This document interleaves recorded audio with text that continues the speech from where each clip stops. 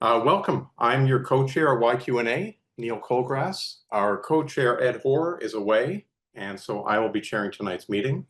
And we will start off with our land acknowledgement. We acknowledge that the land on which we gather is the traditional territory of the Wendat, the Anishinaabe, the Haudenosaunee, Chippewa, and the Mississaugas of the Credit. We pay tribute to the legacy of all First Peoples of Canada, and we are grateful to have the opportunity to work in the communities that have grown in the treaty lands. So I will be chairing, and our tech host is Dee Dee Wu. So she is the person who's admitting people and muting and unmuting. And if you have any tech questions, there she is. If you have any tech questions, please drop them in the chat window. And if you have any questions for people in our group, any of the speakers, please put them in the chat window and we'll get to as many as we can. And I believe that Tom Davidson is in the house. Dee Dee, can you unmute Tom? He's Executive Assistant to City Councillor and Deputy Mayor Osman Malik. Hi, Tom. I have already asked you to unmute. Well, hi there. Thank you very much. If my audio is working, I can start. Okay, great. Well, thank you very much for the invitation to provide some updates. I know I had some questions in advance from the association, but I'd like to begin by providing us an update on some very exciting news. And of course, we all know that at Harbourfront Centre, the Amsterdam Bridge has been a centerpiece of the community, and also a serious concern over the last several years in which it has been out of commission. And I'm really excited to be able to announce that the Deputy Mayor has been able to put forward a motion at City Council this week with the funding package that is going to be able to put into effect a rehabilitation plan for this important piece of infrastructure, which is expected to begin in the new year and to be ready by the time people are arriving from across the world to celebrate and enjoy the World Cup. It's been absolutely critical, the advocacy of the York Quay Neighborhood Association in terms of the care for this this important piece of waterfront infrastructure that connects us. It's important for visitors who've made it a destination, and now with the partnership of a city staff, including Brian Bowen, who's working at Create TO, as well as the Waterfront Secretariat, our economic development staff, and of course, Harbourfront Centre and all their CEO, many of their staff who have put together a plan for the rehabilitation and the maintenance of that on an ongoing basis, so that we have a consistent plan for this piece. So really happy to be able to announce that. Thank you again for the support that you've provided. It will be heard tomorrow afternoon at City Council, and then there'll be a detailed design process and a construction update shortly after that. So then I also wanted to provide a couple of updates that were requested on the runway and safety area process. We understand I'm actually just coming in between an updates at the Island Airport Community Liaison meeting, where we know that the Port of Toronto has hired a construction contractor. They are on board and now developing their detailed construction plan for the plan that was approved previously. And one of the requirements for that plan, for that construction process, is a detailed construction mitigation plan, one that says how is traffic going to be managed, how is noise going to be managed, how is the schedule going to be managed in terms of the time of day. We do know that the plan is to utilize transportation by water for most of the construction, if not all of it. But those detailed plans will be coming out shortly, and one of the things that is that has been committed to and that we will make sure that happens is for those plans to be presented to the neighborhood association and stakeholders in advance for feedback on it as well before construction begins, which is only going to start later in 2026, past the spring at this point.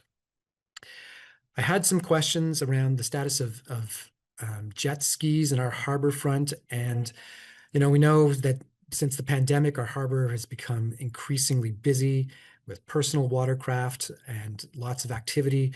A lot of that is welcome as a busy recreational resource that our harbor represents. But also, it is now it's been clear that there are a lot of gaps in terms of how oversight of some of these watercraft is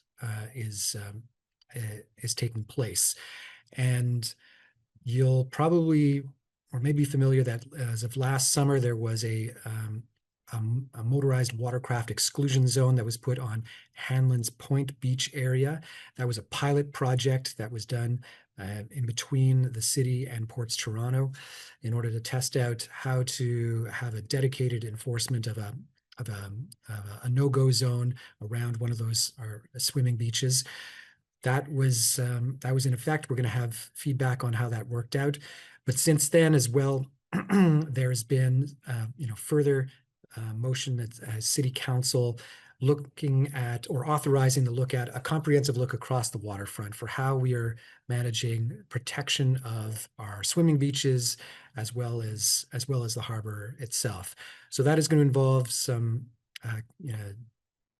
work by our city staff with stakeholders from across the waterfront, and we'll ensure that you're being informed about that as well, to come up with what are the tools that I can actually help make our harbor safe.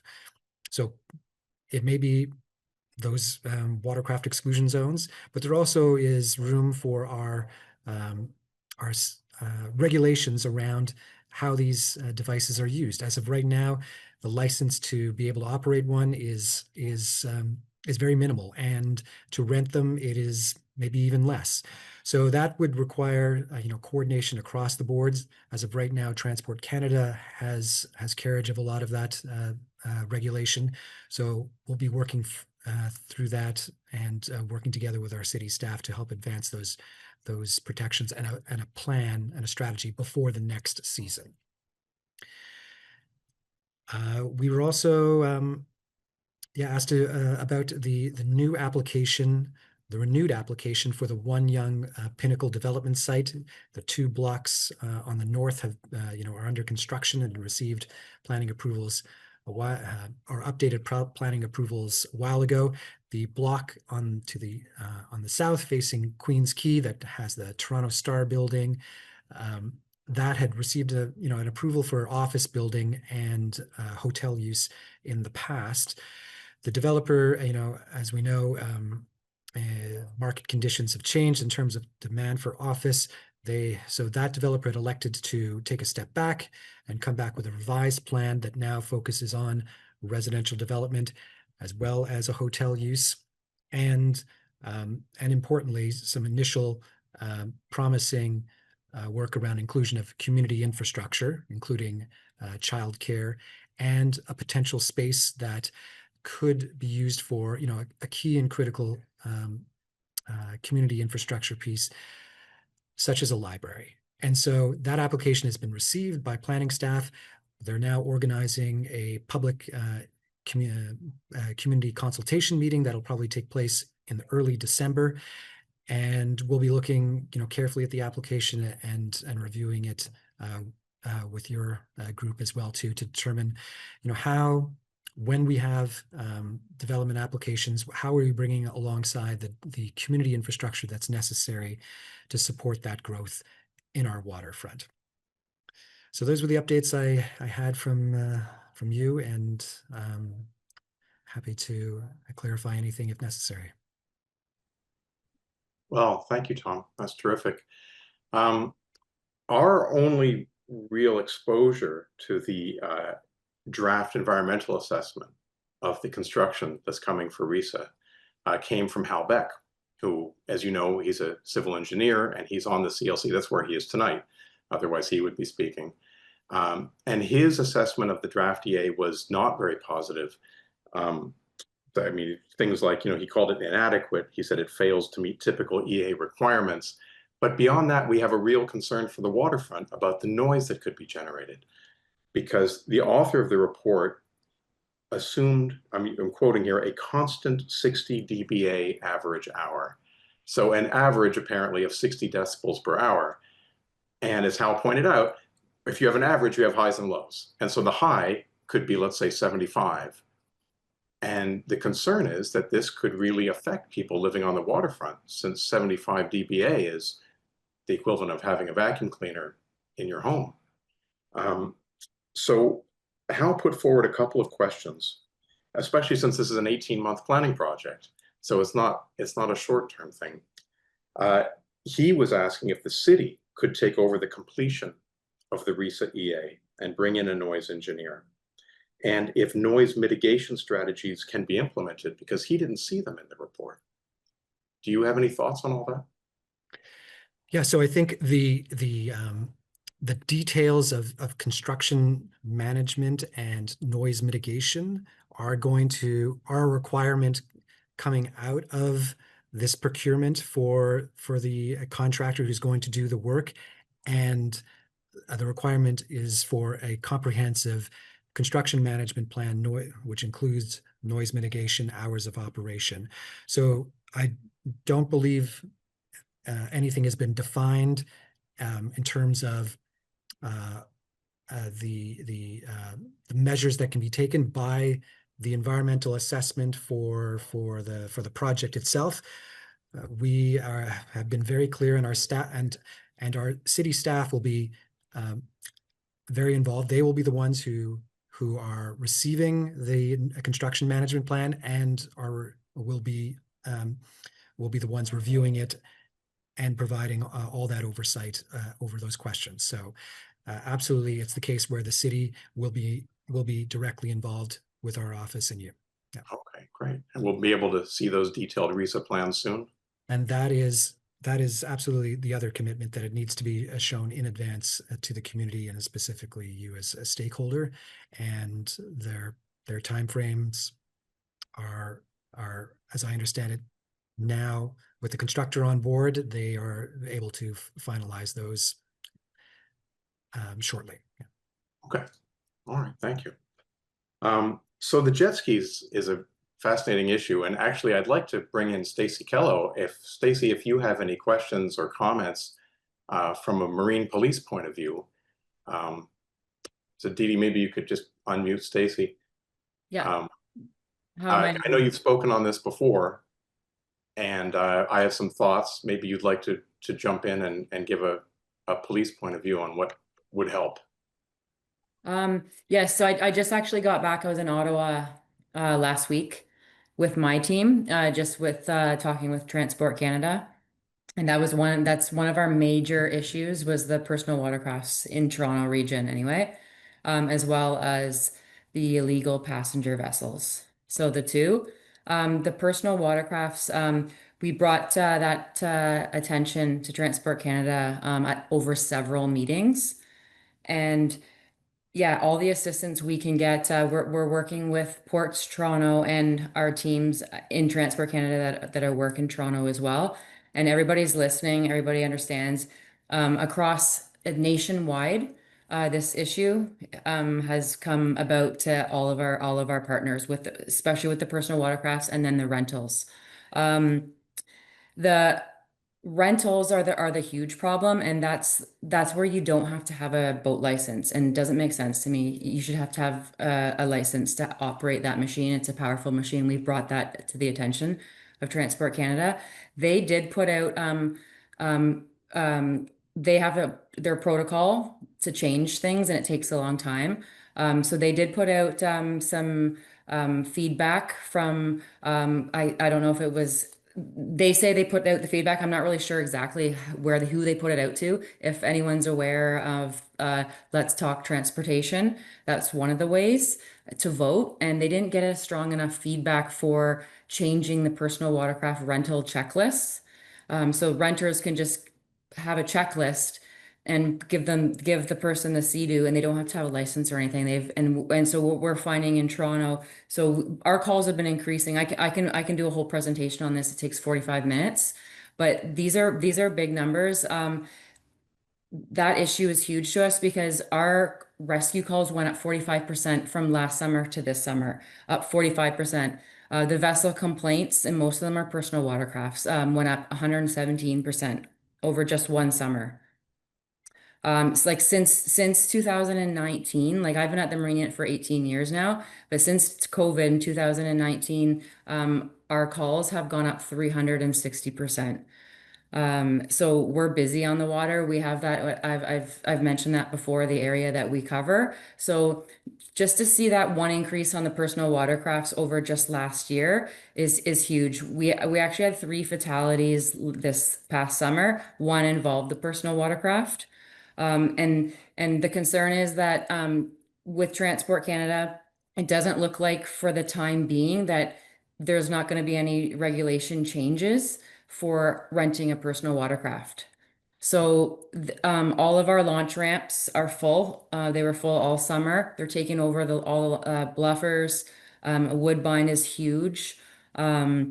And over at Humber, and there could be like 40 personal watercrafts taking over all of the walls, all of the beaches. So that's why we're working with whoever we can, because Transport Canada is not going to be able to help this situation where we are for the time being. They are listening and understand the concern, but having these types of bans, having them in these areas would be beneficial. It's again the enforcement area we have, and the amount of officers that we have on the water. When these personal watercrafts are, this many of them are on the water and they're capsizing and people aren't knowing how to operate them. We're going out to do, there was only 3 fatalities this summer, and with the personal watercrafts alone, there was calls where we were out searching for a couple hours into the dark, out with it, people are out and in serious trouble. And we only have 2 to 3 boats at a time, like on day shift and evening shift, and we're out doing all these rescue calls. We're not able to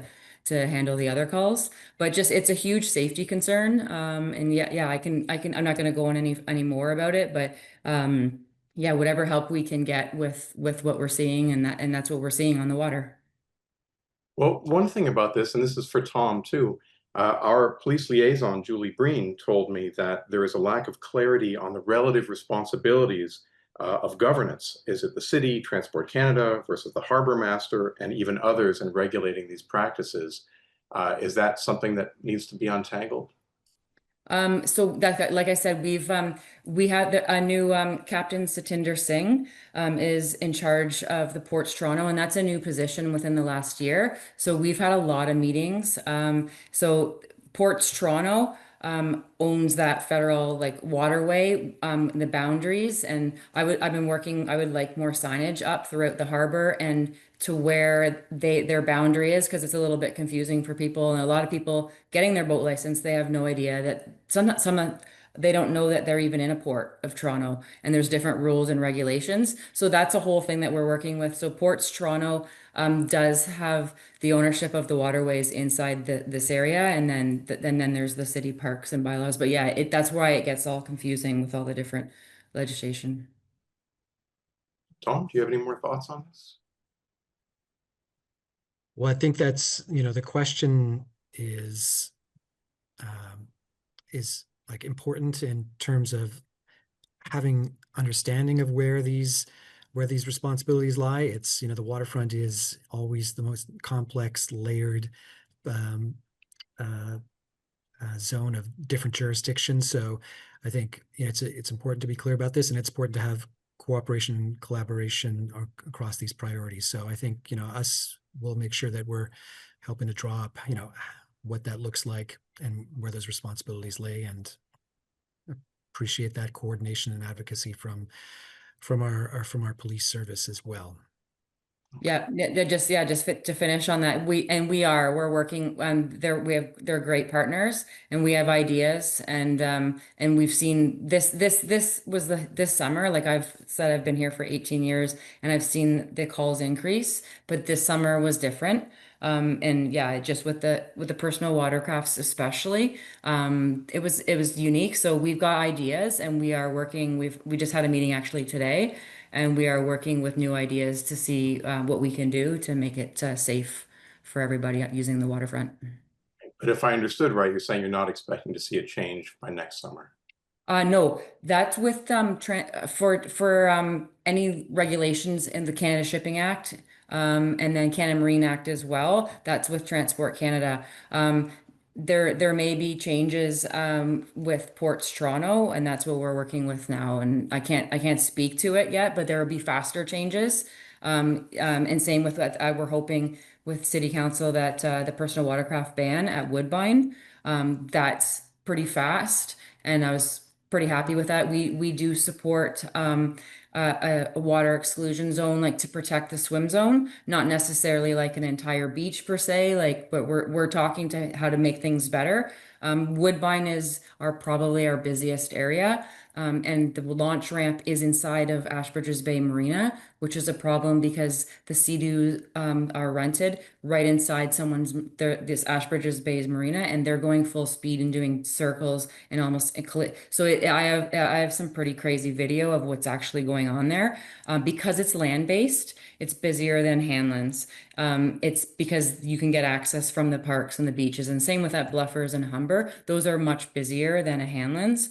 So they're all coming down to that area, and they're flooding it on land, taking over, and then they're flying all over, and they're whipping right through swim zones, and that's where it's really dangerous. Okay. All right. Well, thank you. Mhm. All right, well, if we have more questions related to Marine Police, we'll ask you tonight. Tom, have we lost you? Have you been pulled away? I know he's engaged in the Island Airport CLC tonight. One of the big questions that we have, oh, there you are, Tom. The last question really is about the Pinnacle plans on Yonge Street. Since they went from 24 and 40 stories, I think was the initial plan, and now it's 80 and 85 story residential towers. And it's true, they do have some nice amenities. It's 2,400 homes, 109 affordable rental units. We noticed that there's 0 car parking, which kind of jumped out from the Toronto Life article I was looking at. So what we're really wondering is there social and physical infrastructure for this, for such a big addition to the waterfront? Do you have any thoughts on that, Tom? Well, yeah. So as I mentioned, the initial application is, from what we see, has, some promising proposals, which include a childcare facility. There is also a significant community space that has the potential for a significant piece of community infrastructure, which we've identified as potentially working through a potential library site. And then as well, there is the affordable housing that's required from the agreements that we previously secured. So the extension of that and making sure those are as strong as possible. Those are the baselines. And of course, we're going to continue to see what we can put in from this massive amount of redevelopment. Okay, well, we would definitely like to see the newly submitted plan and sit down with the city planner, and there's a residents association that has the catchment area, has those buildings in their catchment area, the East Waterfront Community Association, and we'd like to sit down together and look at these. Okay, thank you. I don't know if you touched on the ferry issue, Tom. Do you want to say anything about that? Oh, Dee, can you unmute Tom? No problem. So I know, and at council or at executive committee last week, there was an update report on the status of the ferry construction and the infrastructure that's needed to support the electrification of it. All the timelines and budget for that were on track, which was really important for the deputy mayor. She's been consistently involved in meetings that are making sure that we get those boats in at the earliest possible opportunity. We know that there was news that there from the government of Netherlands that had issued charges against a different subsidiary company, not the company that we are doing business with, but a separate one, like a separate legal entity under this, under the same umbrella organization, but but entirely separate. Our questions around whether these charges would affect the timelines and work that we're doing. We know that from our staff that's not the case, and our priority is going to ensure that there's consistent oversight over this project. We've got city staff or consultants on the ground in the shipyards there, making sure that everything continues. So the news is not affecting our timelines like this at this time. Okay, well, that's good news, and ultimately it's what we're concerned about. I see some questions in the chat have popped up. Ron Jenkins has said that since the city is one of the 3 signatories to the BBTCA tripartite agreement, it seems that they should be participating in the airport master planning and EAs rather than simply responding to them. So I'll put that out there in case you want. So the city will be working on this, create in the next phase of discussions around what does the airport master plan process look like. The city will absolutely be directly involved in what that looks like, and ensuring that we have on the city side dedicated city engagement with the public. Mm-hmm. Okay, all right, terrific. We do have someone asking about Reese Park. Any update? That again is, after a bit of a long time since the initial design, there had been a reset that was taking place that would involve a renewed design, an updated design process, with making sure that we're taking into account all the necessary infrastructure that we need at this time based on our updates. And we're planning on having updates, very soon. It's not, but those updates aren't ready as of yet. Okay, all right. And I noticed someone pointed out that the Toronto Port Authority requires operators in Toronto Harbour to have a power vessel operator's permit. Within the Port and Harbour of Toronto, it's not being enforced, according to this text. Margarita added, and a harbour license. It may be the categories of different vehicles are important to define, so that's something I'll make sure that help clarify. It may be that's a larger size boat as opposed to the smaller jet ski crafts, which of course involved. Yeah. Okay. Well, thank you, Tom. Thank you for stepping away from the CLC and giving us your time tonight. You're very welcome. Thank you so much. And my colleague Mihaela is also online, who's going to be helping support the neighborhood work, and she's continuing to take notes on the meeting and provide us updates. Yeah. Okay. Okay, great. Thank you.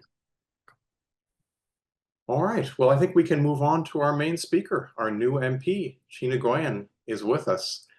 Dee, can you unmute her? I think you're unmuted. Thanks, Neil, and thanks everyone from this wonderful community down on the waterfront. One of the best in the city, I would argue. Really delighted to be here this evening, and glad to be dialing in virtually. My kids will be very grateful that I get to give them hugs after this call this evening. So I'm here today to introduce myself and to hopefully set the stage for future conversations. I hope to serve in this capacity for as long as our household's confidence. Of course, we have a really important series of confidence votes coming up.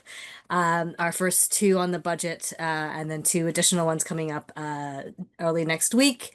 But I know that for many of you, the city's waterfront is a topic close to your hearts and homes, and I'm also interested in listening and hearing from you about, what remains, core and important and critical on the waterfront. So I was elected about 6 months ago with nearly 60% of the vote.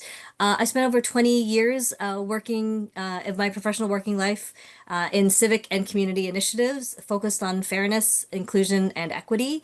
Before my election, I served as the executive director of an organization called Equal Voice, which supported women to run and win and lead from a political place.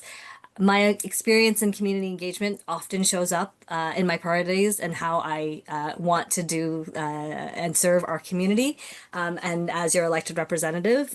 So, for example, the last few months, when departments were being asked to identify savings for this budget, many of my colleagues at Women's Caucus advocated very strongly to ensure that the women's programming through Women and Gender Equality, $660 million was renewed for the next 5 years. For me, protecting equity isn't optional. It's essential part of how we show up in government, and I am working hard to make sure that progress on all kinds of issues continues, even in tight fiscal times. Like, we want to make sure that we are supporting and building out our communities in the best ways possible. So there's some areas I know that YQNA is looking for us to kind of give some updates on in terms of what we know of where things are at. I know there's been a lot of interest in the Waterfront East transit, the light rail there.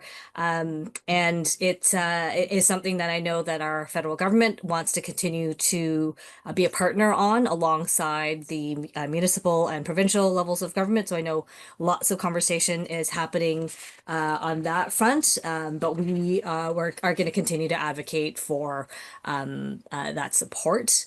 In terms of other federal investments that have come up in the last year or so. We made an investment of $325 million in January this year for the Waterfront Toronto Revitalization Plan that supported some of the flood protection work that's helping us enable the quayside housing and housing on Oquamin-Minising, and also the construction of 14,000 new homes along the waterfront through alongside and in partnership with the city through the apartment construction loan program, which will unlock up to $2.5 billion. And so the context of our new government that's been announced in our budget that we are hoping to kind of move forward on is a new Building Communities Strong Fund. It'll replace what was called the Canada Public Transit Fund, and it's going to invest $51 billion over the next 10 years to renew really core local infrastructure. So ports, hospitals, bridges, public transit systems are some of the kinds of capital investments we want to make in our communities locally. And of course, there are great examples of some of that locally that we'd like to see happening, that I'll be advocating for on behalf of all of Spadina Harbourfront. And so this particular fund is really focused on making life more affordable and to build resilient communities in Canada. Harbourfront Center is, as we all know and love, an organization and really important institution. I was really thrilled to host Prime Minister Carney last Friday to see Harbourfront Center as an example of the kinds of community institutions and infrastructure. It's a cornerstone of arts and culture and community life for Toronto's waterfront. And so with the news, with the bridge getting repaired, I know that we're all looking forward to many more great summer and winter moments at Harbourfront. So, as long as we see the budget kind of go forward, fingers crossed, we want to be continuing to invest in the arts, and the spaces that define who we are as a community. And Harbourfront is really core and central to that vision for me. I know what an important institution it is. And a couple other areas I think folks were interested in me reflecting on is, this conversation around Billy Bishop and I want to recognize that we know that the waterfront it's a shared asset. It's not defined by any single use, and we know that we have to balance the airport's role alongside the public parks, the residential life, the marine recreation, and environmental health. We also recognize that there isn't a singular use that dominates the waterfront because our city's future is unfolding along the lakeshore. I do think it's possible to achieve that balance across public access, environmental health, and protecting places like Hamlin's Beach and Gibraltar Point. And I think when we think about the future for the waterfront, and we want to be thinking about all the things we love in a strong Canada, and then we want to make sure that we're not compromising, that we're really reflecting all the gifts and magic that make the city truly special. We're guardians of this space as much as we are participants in a particular moment. This is a tough time for our country and for many countries as there is major upheaval. And when I think about the work, our role is really to protect and to support and make sure that what remains and is retained in Toronto stays really special, while continuing to make sure that Canada is able to respond to the challenging headwinds that we face as a country. So many tensions. I'm going to continue to play the new card. There's a lot to learn in this role, and I feel very lucky and humbled by the opportunity to serve this extraordinary community. So yeah, that's a little bit about myself. I am open to taking some questions, and if we don't have the answers right now, then I'm happy to circle back. My colleague is on the call as well. We're taking notes to make sure that we can respond if we don't have the answers immediately, and we'll drop contact information into the chat. Okay, great, thank you. Yeah, please, if anyone has any questions, drop them into the chat. I'm glad you touched on Harbourfront Centre. That certainly is a major concern for us, and we're trying to parse out what is happening with the current federal budget proposals and how it might affect Harbourfront Centre. We did see that there are proposed cuts to Canadian heritage. And what exactly that means for Harbourfront Centre or doesn't mean is not entirely clear to us. Can you help us unpack that? Yeah, I think many departments are being asked to look for opportunities for some cost savings in terms of investments into programs. Harbourfront Centre has been a bit of a unique beast because it's often had its own kind of project line within Canadian Heritage. So I think there will be a new approach to this. We haven't landed on some of those decisions yet, but please know that we are advocating and championing the role and the important value that Harbourfront brings to the community. And at a time as well as we will be welcoming the global stage to Toronto next year for FIFA, like we know it's really critical to showing off all that is remarkable about this city, and it'll be an important destination for next year. Okay, great. Thank you. So I'm being opaque because I don't actually have the specific answers yet. I know they're still working through some of these elements, so not everything has been detailed in the budget, but that was partly why we wanted to bring the Prime Minister through, so he could see how special and magic it was. And it was really great. His wife is a ceramicist, and so he had all kinds of great questions for the ceramics team there. Okay. Mm-hmm. Well, you touched on things we've already talked about, the RISA construction and the concerns about the noise that it will create in an overnight project. Our noise engineer found that highs of 75 decibels were likely, which is the equivalent of a vacuum cleaner or an alarm clock in your room. So, we don't want to raise red flags before it's happened, but it could really be a problem for us. Yeah. And obviously there's a federal role here in terms of this work. The delivery of it is happening through through ports and Newport and the team there, and so we're watching closely as well. So we're keen to have more details as they emerge. Okay. All right. Well, thank you. Does anybody have any further questions? This is a special event that she's here with us. Oh, Ula, can you unmute Ula, Didi?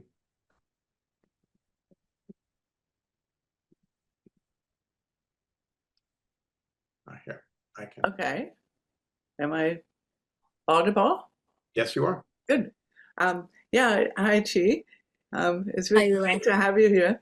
I wondered, of the large sum that was dedicated to the waterfront from the federal government, was any of it designated to Harbourfront Center or the LRT, which is so essential to our future?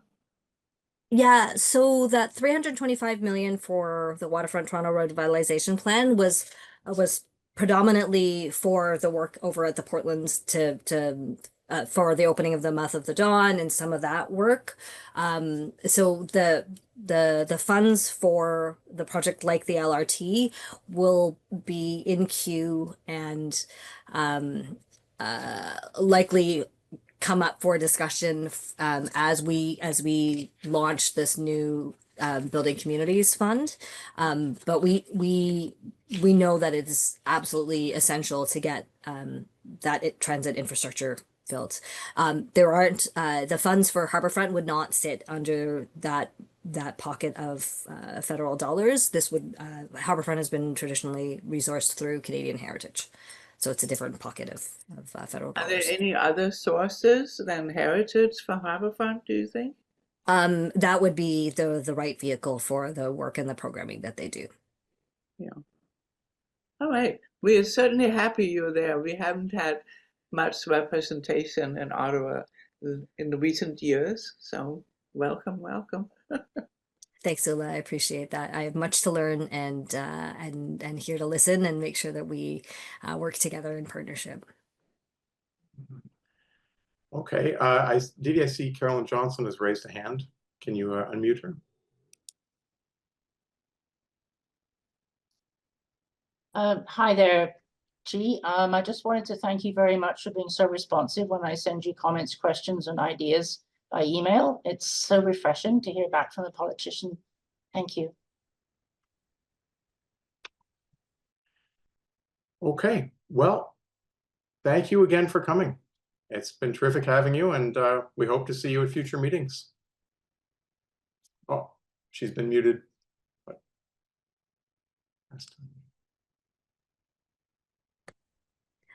Thank you so much for having me. It was a delight to be here this evening, and I hope everyone has a great rest of their evening. It's great to see 50 folks from the community online listening in and taking part. It shows how active and engaged this residents community really is. So enjoy your evening, everyone. Thank you. Thank you. Bye. So we will have Chris Glover speaking tonight. He's held up because of the CLC, so he'll come in a little later. I wonder if Tim Coker is here. Hi, Neil. I am here. Thanks. Hi, Tim. Wasn't expecting to speak so quickly, but thanks. I really didn't intend to take up too much time. I just, first off, I want to say thank you to the YQNA again for writing letters of support for us to do that Waterfall Festival. I guess I haven't been here since that event. The last weekend of September and the first weekend of October, we just, as a quick summary, like worked at trying to get as many of the waterfront stakeholders who do events in the fall to do it during the same period so that we could broaden the promotion and hopefully encourage more people to just visit in the fall overall and remind people that there's more things to do in the waterfront in the fall. So it went quite well. We also got extremely lucky. Both weekends had very nice weather and both weekends had very busy Blue Jays games nearby. So we definitely benefited from that. And we actually really weren't properly budgeting to do it again next year, but there's been so many, it's got a lot of positivity and a lot of people already offering to do things next year. So hopefully we'll also try this out again and do like a big fall event again next fall. And also want to remind, we're still a few weeks, maybe a month away from this, but I do want to reach out to YQNA about who the right people or which committee would be the right ones to speak to about just event strategy overall. The BIA is kind of using events like this thing in the fall to review where we can be the most impactful in doing events on behalf of the business community, but also in support of things like the residents. I think we'd actually like to do more support for local community events. The Eastern Waterfront Community Association has been pretty active since they're new. And so I think it's a good time to check in with people like you as well about what you like or don't like about what we do in terms of the bigger events, but also in terms of what we could do better at the community scale, like things that are more local that aren't going to draw a regional crowd, but hopefully get the local neighborhood, local residents out more and more too. Other than that, Neil, I won't step on Waterfront Center's updates. I know some of the most exciting things coming up for the rest of the year aren't actually public yet, to my knowledge. I mean, there's some exciting things coming to Waterfront Center over the winter. I think their like Winterfest will be even bigger than last year, which is exciting. It's not public yet, but we do expect the city to do fireworks at New Year's Eve. And other than that, the BIA will be just promoting what's going on in the winter, including like all the skating rinks and things like that. Neil? Yeah, please do step on them because they're not able to come this evening. Maxima won't be here tonight, so step away. Oh, no. Well, yeah, I think if any of you have heard, they have this, I don't know when it starts, but there's this really cool like Christmas activation in the Boxcar Social restaurant. I think they're already setting it up. I got invited to an opening event. I can't remember when it starts. But yeah, I don't know if it's public or not. I hope that's why I'm worried about stepping on them. But I know that they're doing a Winterfest market and everything. I don't know if it's announced yet, but they've been telling us that'll be pretty exciting. And of course, they have the skating rink back. You can already see it there. So yeah, winter, not the busiest season on the waterfront, but we appreciate it if people still come out. So we'll still be promoting, trying to get people at least from downtown to come and visit. One thing we've been curious about is the new night economy policy. And we did ask Tom a while ago if there are any businesses that have applied for that, for what I guess you'd call overnight business or late night business. Do you know of any applications on that front? I am not an expert on that at all. There's a few BIAs that are very involved in that conversation. I'm sorry, we're not one of them. I actually don't know. I do know that on the Eastern Waterfront, is it 307 Lakeshore building? There seems to be some sort of club almost opening in there. We're actually going to meet with them soon. It's pretty far down. There's not a lot of people that live down there. But so that's the kind of place that might be trying to stay open later than usual. But no, I'm sorry, Neil, I'm not an expert on that. No, it's okay. I just wanted to see if actually Tom suggested that we ask you in case you'd seen anything come across your desk on that. So yeah, it is kind of a common BIA conversation, but we're a bit of a unique BIA. We're not really in that conversation as much. Okay. All right. Well, I don't see any questions for you, and I don't have any more myself. We love the festival, so we hope to see it again next season. Thank you. Yeah, and hopefully more events at appropriate times during the year. Yeah. Thanks, Neil. Okay. Thanks, Tim. Okay, well, it looks like we're going to have a bit of a shorter meeting tonight. We won't have Massimo, and Chris Glover is going to try to come in a little later with CLC taking place. So, Margareta, maybe you can say a few words. Yes, thank you. I'm going to share my my update on the accounts.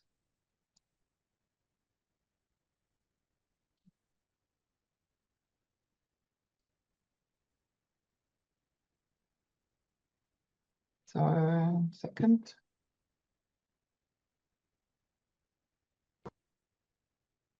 Do you see the slide or the? Yeah, we do see it. Okay. Good. So I give a very short update on our financials. So when I started, we had $2,248 in the bank. And then over the summer, specifically since September, we had on donation $537. We collected $237 at our in-person meeting in September, and then we had $300 online donations. And I would like to thank everybody who donated to this, and I hope you keep doing it. Then we have expenses up to $584. So at the bank, at the moment, we have $2,005. In the Square account, where the money arrives when people do an online donation, there's still $200, and there's still expenses to be reimbursed from over $300. So when that has been transferred, we will have $1,800 in the bank that's pretty much all I have to report right now, and I hope you continue donating to our organization. Okay, thank you, Margareta. Well, as we're moving along, I think we can head right into the AGM. And it is that time of year. If you can unmute Lalita, Didi.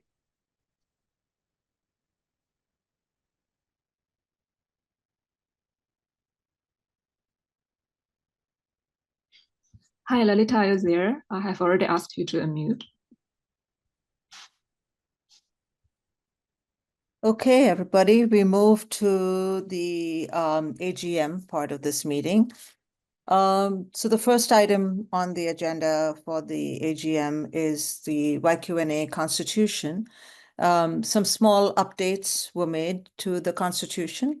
So what we'd like is to for people to raise your hand button in Zoom if you're in opposition to those updates. A majority vote will pass the Constitution.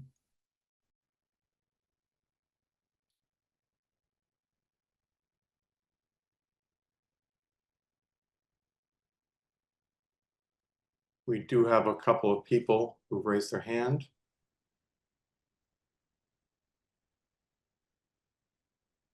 So that, if I understand, Lalita, are you saying then a majority vote passes? The majority vote passes, and I presume the people who raise their hand are in opposition. That's 2 votes in opposition, and I think we have about 30 people attending. Yes. So I take it that the 28 are in favor. So the majority vote passes the changes to the Constitution. So the next item, we're going to be just talking about our executive members, and they have offered to continue their jobs. So if you're interested in any of these positions or want more information, you can let us know. Currently, we have co-chair Ed Hoare, co-chair Neil Colgrass, treasurer Margaret Akins, whom we just heard from, and we will take a vote to make her permanent right now. And then we have our secretary, we have Didi Wu. So if you want any of these positions or wish to stand, please get in touch with us. But now I'd like to propose that we make Margaret Akins our permanent treasurer. Again, anyone is in opposition, can you please raise your hand?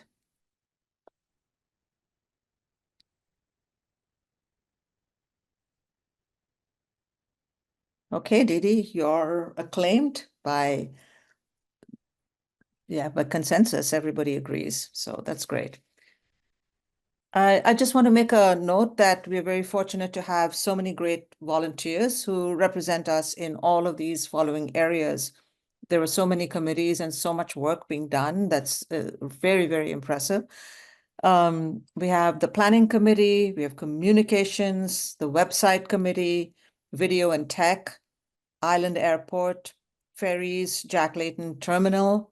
We have the Harborfront Center, Waterfront Parks, the police, 52 Division, and the Marine Police, FOSTRA, Environment and Lake Ontario, and a social media committee. So thank you so much for all the people who volunteer their time in all of these committees. And if anybody's interested in being part of I think we have a couple of committees that are looking for new members. That's is that FOSTRA and social media? Am I right, Neil? Yes, that is right. Okay. So again, please get in touch and so that people know that you're interested. And then I think the right person would be Neil to get in touch with you. Sure. And you can email us at our main email address, info@yqna.ca. Okay. So I'll hand it back to you, Neil. That concludes the AGM. Okay. Thank you very much. Well, according to our official agenda, that kind of concludes things because the things have gone very quickly this evening. We don't have Chris Glover yet. He was planning to come in at 8:30, and the way things are going, that's quite a ways off. So I'm thinking the best thing might just be to conclude the meeting early. Stacy, I noticed that you jumped into the chat and answered a question. Do you want to just explain to us what you wrote there? Just a little something extra for the discussion about what's going on in the harbor? Yes, there, I just unmuted there. Yeah, no, just yeah, so any vessel, that's what I'm working with ports. A lot of people if they launch their boat somewhere off of like say at Bluffs or at Ashbridges, and then they come into the port of Toronto, and yes, there's different rules and regulations, and I'd like to see more signage throughout the harbor as well as our boundaries closer to Humber there and at Ashbridges, to let people know that, because the majority of the vessels that come in, they don't know that. And it's not and it's hard when we stop them, and I get it. How would they know that there's no signage? So it makes it harder for us to enforce. And I just want to make it clear that we do enforce that. As there's been given, our officers have been designated under the Ports Authority, which is now Ports Toronto, under the Canada Marine Act. So we enforce Canada Marine Act, which is all of the rules and regulations inside the harbor, including anyone operating a vessel, power vessel in Port of Toronto. You would have to have your regular boat license, your PCOC, as well as your power vessel operator permit. And that's known as like a harbor license or a permit. There's a lot of different names for it. But they don't even issue that under 14. So you have to have that specific regulation to be operating a vessel within the Port of Toronto. And yeah, so if you're stopped for whatever the reason is, whatever the infraction is, the deficiency, we do go through a vessel safety checklist. And if we find a number of things wrong, and that could be one of them, and that obviously is enforced. We have from last summer to this summer, we had 1,401 vessel inspections in the summer, and 1,117 tickets issued. And that's increased every year. That it's been increasing since again, so 2019 we had let's see the number here. We did increase 2019. We only had 615 calls. Now we're getting 2,458 calls. So 2019 vessel inspections, we had 500 vessels stopped for safety inspections, and 730 tickets. And last year was 1,117 tickets. So our enforcement has gone up. Well, one of the details that I found shocking in reading about this was the requirements for obtaining a boating license. According to the Star article, all that's required to obtain one is to pass an open book online course that runs about 3 hours. I remember back in the old days when I lived in LA, there were online driving tests, and everybody knew what you did. You put the driving test on one side of the screen, you put Google or the DMV website on the other, and everybody got 100%. And just if I can say something quick to that, because I just answered a question with Transport Canada, and they were really happy with the 92% average for you're passing your boat test. And I know that we are not seeing that on the water because of the inconsistency of operation. I know there's no practical, but the amount of boat licenses and boats on the water now is huge. And it's just a moneymaker. There's no, in my opinion, so I can't say that, but that high percentage, and the fact that you can have somebody else write the test for you. So it's to us, it's mind blowing because we're not seeing that on the water. There's if you have to earn your boat license and you have more accountability, we might see some more respect on the waterways. And trust me, that has been brought up by my team at all of these meetings countless times. And yeah, that's not what we're seeing out there. That it's way too easy, in my opinion. And now that there's more, we didn't notice it before because there wasn't as many recreational boats. And that number is huge now. I think there's over 5 million boat licenses across Canada now. And we're seeing it everywhere across all of the services. So we actually I partner with OPP a lot, and they have all the cottage lakes, and they can enforce the Canada Shipping Act and all the regulations. We have the actual Toronto Harbor is actually lucky. We do have the Canada Marine Act because it's a port. So we have more rules and regulations that we can use and we can enforce.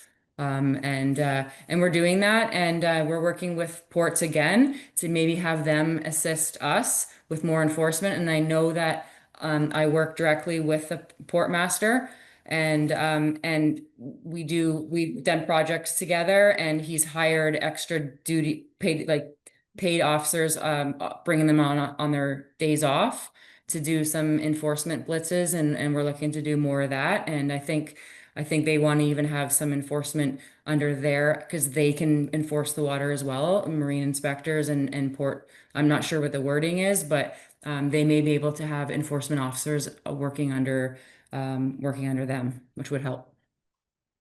I see Margareta has her hand up. Yeah. Yes, I have a question for Stacy. When you said that people coming into the harbor don't know the rules, and then it's very difficult to find them. But is it only that the people who learn sailing and boating in downtown Toronto that they learn about the rules and everybody else doesn't, or how does it come? Because when I did my sailing course, I did the PCOC card, and then we also did with somebody from Ports Toronto the harbor license test and everything. And so everybody I know who learned it down here had to go through this. Yeah, I'm still not muted, right? Yeah, no, that's what we're finding. It's the people outside of the city more. And that's what I'm finding is people aren't even probably writing their own boat license anymore. And there's even suggestions that I could see if like I think when you write your boat license, it should be like where you're operating your boat is for your license, even like so if you're going to be operating in Toronto, you need to have these. So it's right there for you, but it's not done that way. That would be helpful, but more signage, us out there doing as much as we can is what we can do. It's not out there. There's no information when people go get their boat license. So people that are launching from outside of Toronto and coming in, they are not aware.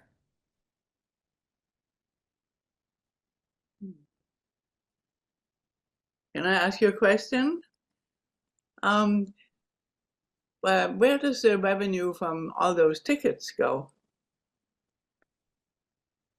I don't know exactly if it goes to how it goes into the city. But I guess it goes right to the city. I'm not sure in the courthouses. All right. I have watched from my windows these moderate-sized party boats that hold about 12, 15 people, and are they regulated? And also, is alcohol a problem? Because they do party quite, loudly at times, and I wonder if that's a problem. Yes, so that's the other huge problem we're having is the a lot of these yachts that we're seeing. They're picking up.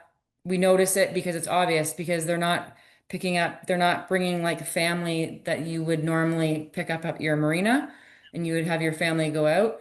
they're picking up all over illegal, so that we're nailing them with trespassing, and then in the harbor, the illegal mooring, constantly running around because it's getting unsafe because they're picking up their crew as fast as possible now to avoid the police at all different walls. Even when the bridge, the shipping channel, was locked open last year. That was our problem last year, was they were going down.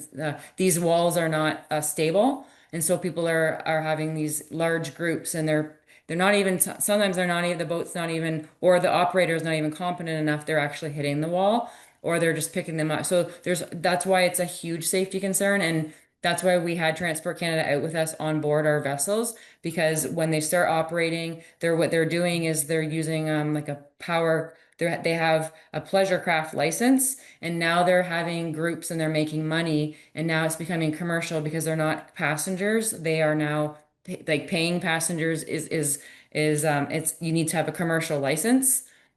It's not pleasure craft anymore. So there's some loopholes that they're escaping some of these loopholes.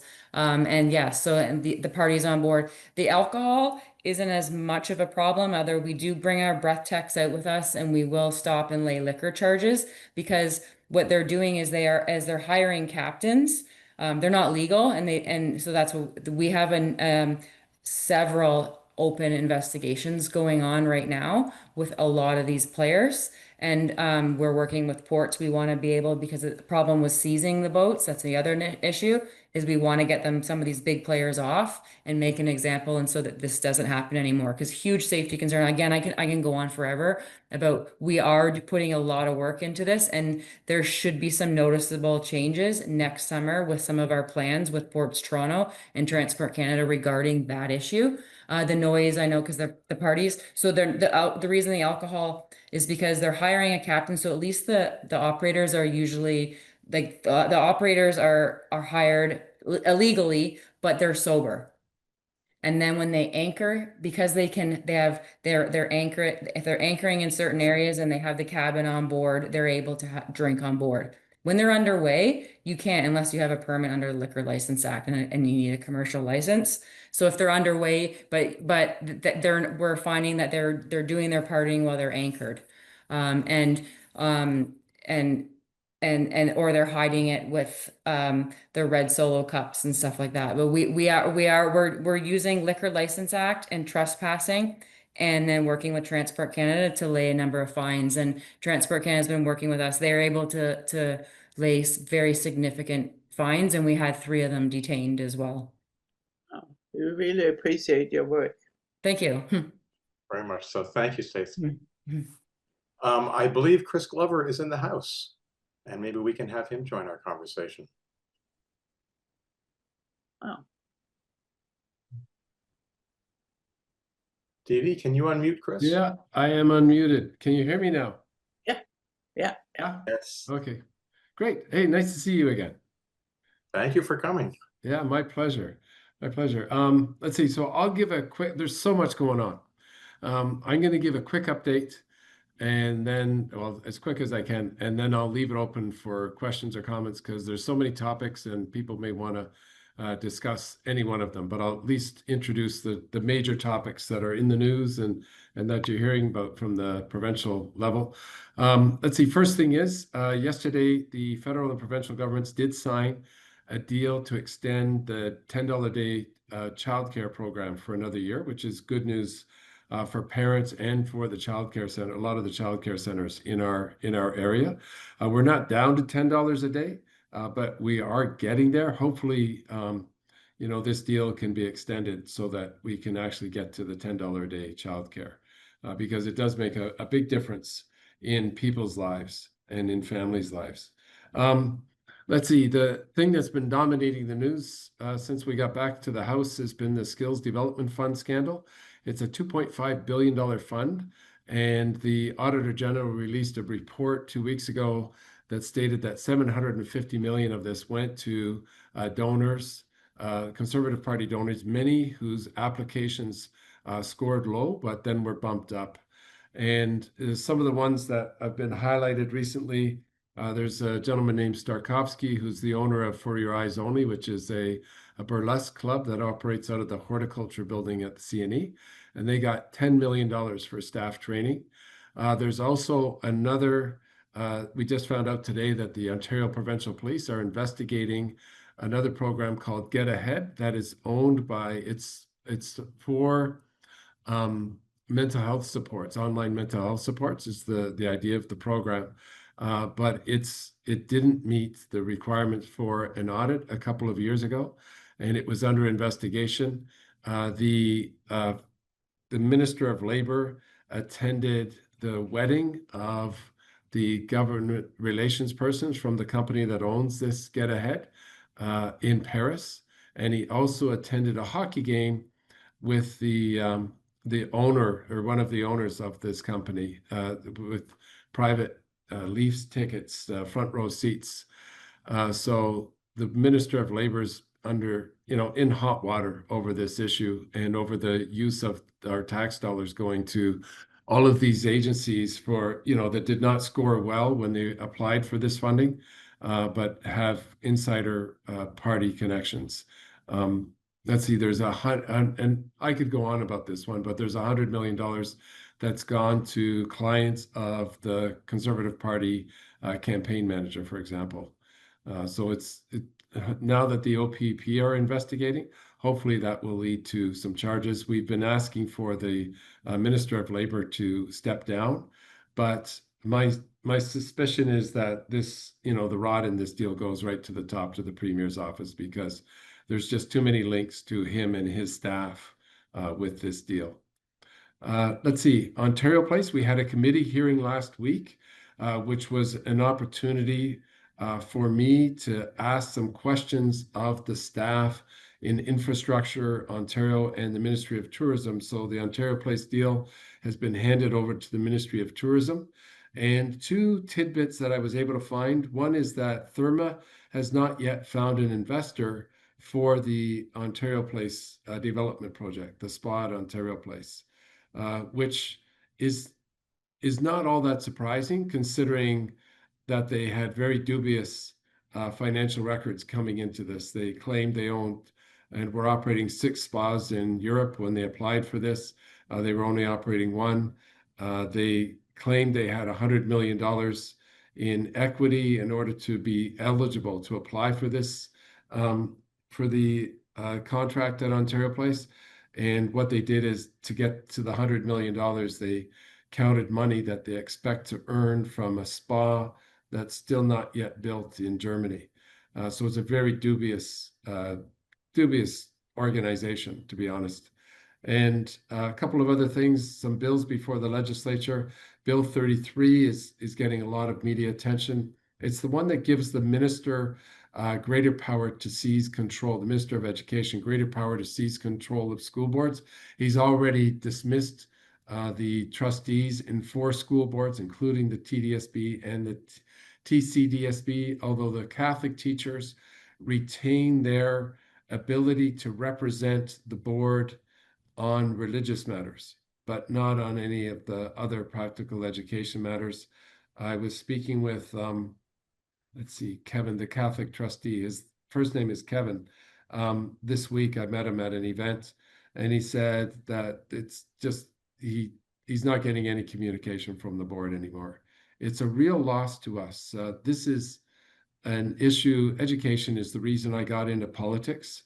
When my kids were in elementary school, the Conservative government at that day were making all kinds of cuts to education. The cuts were continuing right up till 2010, when I became a school trustee. And I've been fighting for education funding since, well, initially since 2000. So it's 25 years of fighting for education funding. And this takeover of the school boards is very concerning to me. The other bill that got a lot of media attention is Bill 60. This one will make it easier for landlords to evict tenants who are paying their rent. And it's a real concern.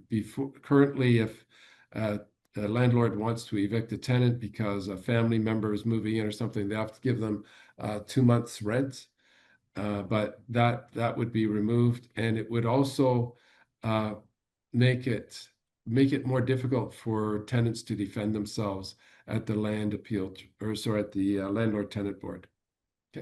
Couple of things I'm working on. One is I'm creating a bill. It's going to be debated on December 9th, and it's to create a Commissioner of Democratic Rights. And the Commissioner of Democratic Rights would be an arm's length body at the legislature, just like the Auditor General is or the Ombudsman is and they would provide reports to the public and to the legislature on actions the government is taking that may intervene or harm our democratic rights in the province. And some of the examples would be, for example, Bill 5, I think would come under scrutiny.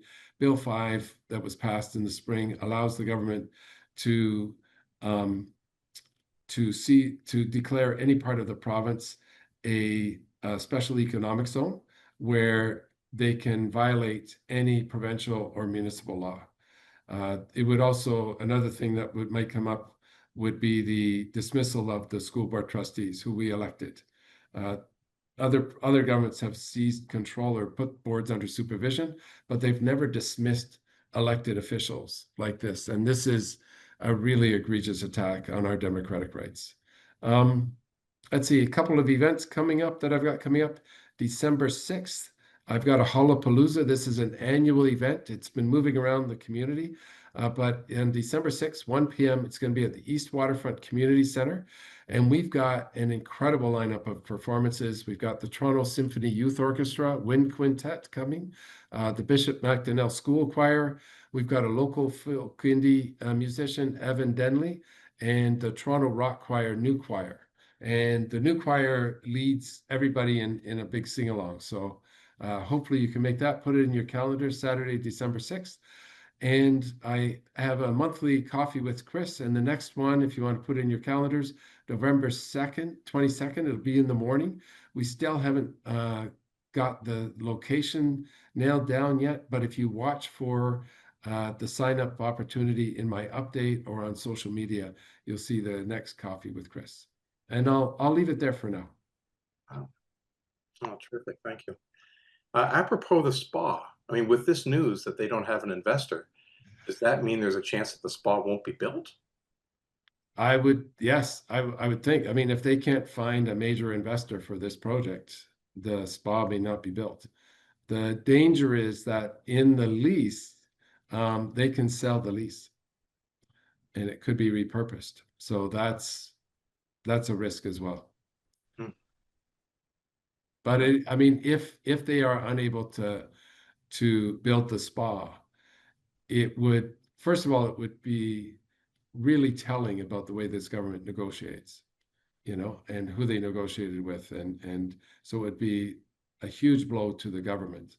But it would also be an opportunity for us as community members to have an alternative ready, and so I think that's what we should be working on right now is, the Ontario Place for All did some really good work and did come up with an alternative plan. It would have to be rejigged because the trees have been cut down and, the land's been changed. But I think there is an opportunity to do something, to propose something that's good, that focuses on, and I think one of the things that we should be focusing on right now is Ontario Place was designed to celebrate Ontario and Ontario innovation and innovators. So, the Cinesphere was the world's first IMAX theater, and IMAX is an Ontario technology. So we should get some, talk about getting some Ontario innovators lined up that would be moving into Ontario Place if the Therma deal falls through. And apropos the school board story, for those of us who aren't following it closely, what are these changes? What are they meaning at ground level in schools? The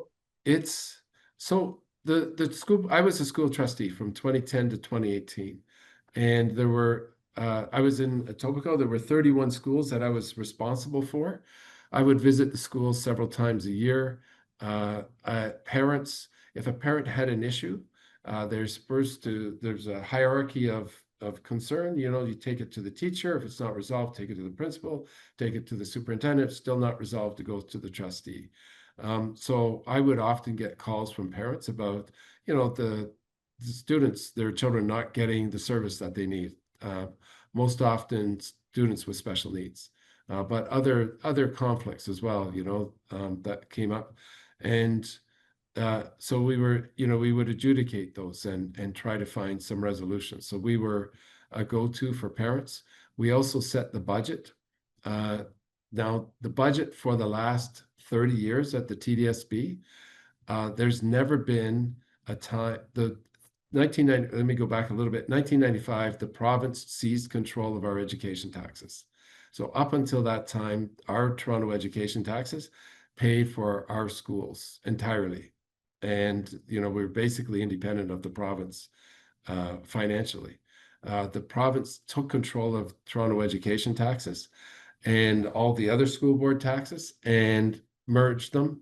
And so we haven't had, the provinces controlled how much money is given up to the school board since then. And every year there's been a shortfall, except for maybe, I've traced it back for 30 years and I'm missing some years, but I can trace 5 years when there was just a balance. So, but every other year, the trustees have had to make cuts to schools. So what this Bill 33 does is it gives the minister greater power to control schools and school boards. And one of the things they're doing is they're no longer televising or broadcasting meetings of even, like, there's a special education advisory committee for parents of students with disabilities. That was no longer broadcast. And so what the parents did at the last meeting is they came and they live streamed it themselves. You know, they're fighting back in ways. But it's a loss of transparency. It's a loss of democratic control of our schools.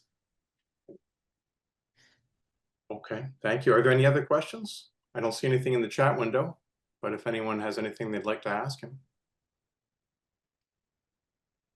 And otherwise, I think that it's, Chris, you brought our meeting to an end. Thank you for coming. Okay. I'm sure you I'm the closing act. You're the closing act. Well, look, come on out, folks. Watch for the Hullapalooza. Is a lot of fun, and I forgot to mention that we get a visitor from the North Pole every year. Comes out, gives little gifts to the kids and stuff. So be sure to come for that. And the coffee with Chris. If you want to sit down for 15 minutes and have a conversation with me, sign up for the coffee with Chris. Again, that's Saturday, November 22nd. Watch for it in the next update. Okay. Thank you, Chris. Okay, thank you, Neil. You guys have a great night. You too. And thank you everyone for coming. And thank you, Lolita, if you're still there, for handling the AGM. And Stacy Kello for jumping in and helping us with all that great information. We really appreciate that. And have a great night, everyone. We'll see you next time. Good night.